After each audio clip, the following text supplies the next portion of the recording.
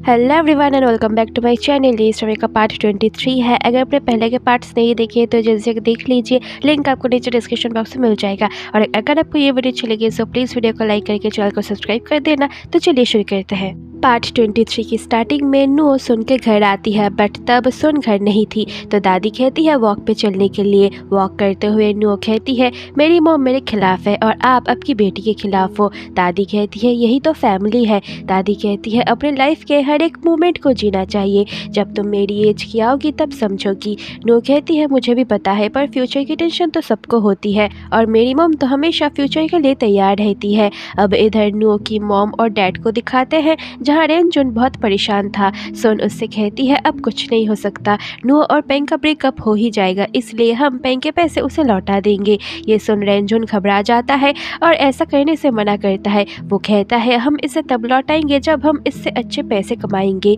अब सुन समझ जाती है कि कुछ गड़बड़ है। वो पूछती है पैसे कहाँ है। रेनजुन कुछ कह नहीं पाता। सुन कहती है तुमने फिर से गैम्बलिंग की, क्या तुमने मुझसे प्रॉमिस नहीं किया था कि तुम गैम्बलिंग छोड़ दोगे? मुझे हमेशा से लगा तुम बदल सकते हो, तुम बदल गए हो और हम अभी भी साथ हो सकते हैं, पर तुमने मेरी सारी उम्मीद तोड़ दी। रेनजुन अब उससे बहाना बनाने लगता है तो सुन उसका सामान फेंक के डोर बंद कर देती है। सुन बहुत परेशान होकर एक कॉल करती है लोन के लिए और कॉल रखने के बाद बहुत ही ज्यादा रोने लगती है। इधर दादी नुओ को समझाती है कि मैंने जितना तुम्हारी मॉम को देखा है उसने तुम्हारी खुशी के अलावा और कुछ नहीं चाहा।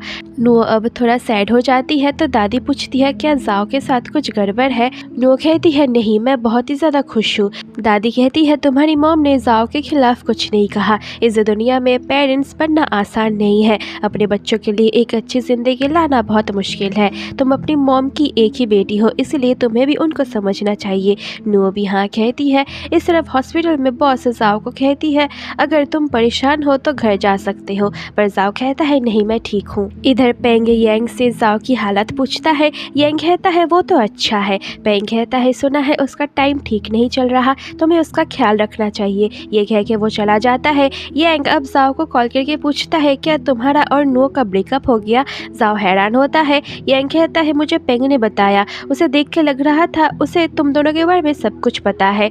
नुओ को इतनी जल्दी क्यों है पेंग को सब कुछ बताने के लिए? क्या वो लोग फिर से साथ होना चाहते हैं? जाओ कॉल रख के बॉस को कह के चला जाता है। अब नुओ तियान के घर आती है। इस तरफ जाओ जिम आता है। यांग के रोकने पर भी वो नहीं रुकता और पेंग के पास जाके उसे गेम के लिए इनवाइट करता है। पेंग कहता है लग रहा है तुम बहुत ही ज्यादा जल्दी में हो। जाओ कहता है मैं तुम्हें वार्न कर रहा हूँ, अगर तुमने इस बार नुओ के साथ कुछ भी किया तो मैं तुम्हें छोड़ूंगा नहीं।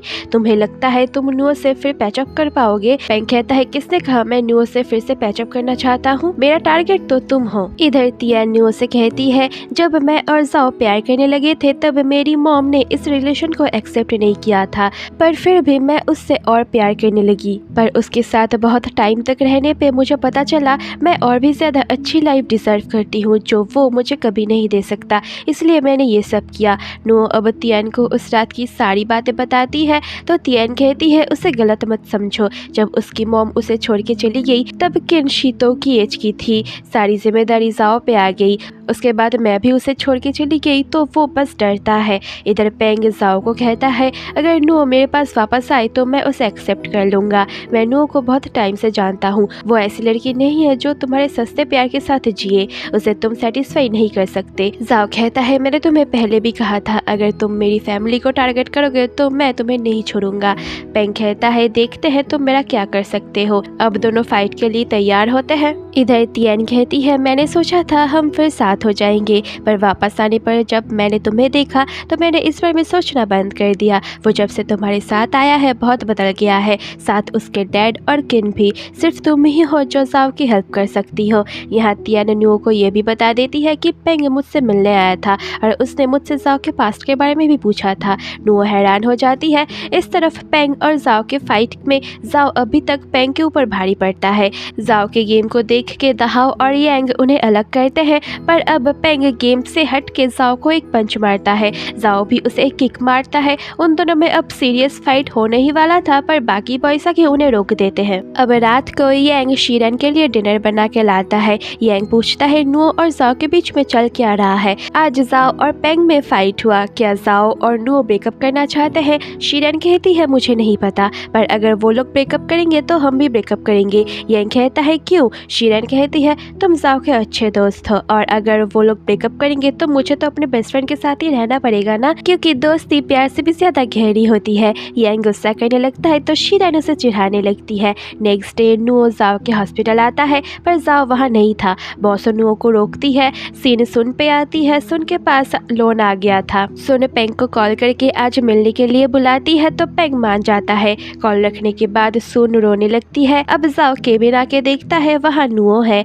नुओ जाने लगती है तो जाओ उसे पकड़ के किस करने लगता है। अब रात में पेंग अपने डैड से फिर उसकी और नुओ के साथ होने की बात करता है। वहाँ पर सुन आती है तो पेंग सुन को कहता है मेरे डैड आपसे नुओ और मेरी शादी की बात करने के लिए आए हैं। सुन हैरान हो जाती है। इधर जाओ और नुओ बैठ के बात करते हैं। जाओ अपनी प्रॉब्लम्स और गलतियों को एक्सेप्ट करता है और दोनों में फिर से सब कुछ ठीक हो जाता है। इधर पेंग सुन और गोबिन को कहता है इसी साल एक अच्छा सा दिन देख के जल्दी से शादी कराने के लिए। सुन अब कहती है कि शादी एक बहुत ही ज़्यादा इम्पोर्टेंट डिसीजन है, इसीलिए तुम आराम से सोचो, और मैं यहाँ आई हूँ तुमको पैसे लौटाने। मैं ओल्ड हो गई हूँ, ब्रेन ठीक से काम नहीं करता, अगर पैसे खो गए तो इसलिए तुम इसे वापस ले लो। पेंग कहता है आप पैसों की फिक्र मत कीजिए, ये मेरी तरफ से आपके लिए एक गिफ्ट है। सुन कहती है शादी नुओ का फैसला है, मैं उसकी डिसीजन बदल नहीं सकती, जाओ उसके लिए बहुत स्पेशल है। अब पेंग सुन को झूठ कहता है कि जाओ की बहन बीमार है और उसकी सर्जरी के लिए बहुत पैसा चाहिए, इसीलिए जाओ मुझे ब्लैकमेल कर रहा है। नुओ कहती है मुझे पता है जाओ कैसा लड़का है, वो ऐसा नहीं कर सकता। पेंग अब सुन की तरफ आके कहता है आप ये पैसे रख लीजिए और पास्ट भूल जाइए, और मैं भी भूल गया हूँ। अब सुन उनसे कह के जाने लगती है। पेंग उठता है तो गोबिन कहता है कोई ज़रूरत नहीं है दूसरे को अपना अच्छाई दिखा के। अब नुओ की मॉम वापस आके पूछती है अच्छाई मतलब? आप एक बैरिस्टर हो और आपका बेटा एक ऑर्डिनरी लड़की से शादी करना चाहता है। गोबिन कहता है आपकी बेटी ने मेरे बेटे को हर्ट किया है। सुन कहती है आपका बेटा भी कोई इनोसेंट नहीं है, मुझे भी पता है, आप अपने बेटे की शादी शन से करवाना चाहते थे, तब मेरी बेटी के बारे में आपने सोचा। अब ऐसे ही इन दोनों में झगड़ा स्टार्ट होता है। नुओ की मॉम कहती है मुझे और मेरी बेटी को अकेला छोड़ दो, और ये कह के वो चली जाती है। अब पेंग तो बहुत ही ज्यादा टेंशन में आ जाता है, क्योंकि उसकी जो आखिरी उम्मीद थी पेरेंट्स को मिलाना, वो भी अब हाथ से गया। इधर इवनिंग में नुओ जाओ से लिखवाती है कि जाओ अब पूरे 1 महीने तक ड्रिंक नहीं करेगा, और अगर कभी भी ड्रिंक करके उसने अपना होश खोया तो वो कभी भी नुओ से शादी नहीं कर पाएगा। जाओ को ना चाहते हुए भी ये लिखना पड़ता है, और नुओ स्माइल करने लगती है। नुओ अपनी लिपस्टिक से जाओ का फिंगर साइन भी ले लेती है और उस कॉन्ट्रैक्ट को फ्रिज में चिपका देती है। इधर रेंजुन सुन को पैसे लौटा देता है किसी और से मांग के। सुन कहती है नुओ की जिंदगी पेंग के साथ शादी करा के मैं बर्बाद करने ही वाली थी, और तुम्हारे साथ फिर शादी करके मैं अपनी जिंदगी भी बर्बाद करने वाली थी। रेंजुन हैरान होता है। इस तरफ नुओ और जाओ साथ में टाइम स्पेंड करते हैं, और यहीं पर ही पार्ट 23 एंड हो जाता है। होप कि आपको वीडियो अच्छी लगी, सो प्लीज़ वीडियो को लाइक करके चैनल को सब्सक्राइब कर देना। अब बस एक ही एपिसोड बाकी है, तो मिलती हूँ आपसे जल्दी नेक्स्ट एपिसोड में, तब तक के लिए बाय बाय।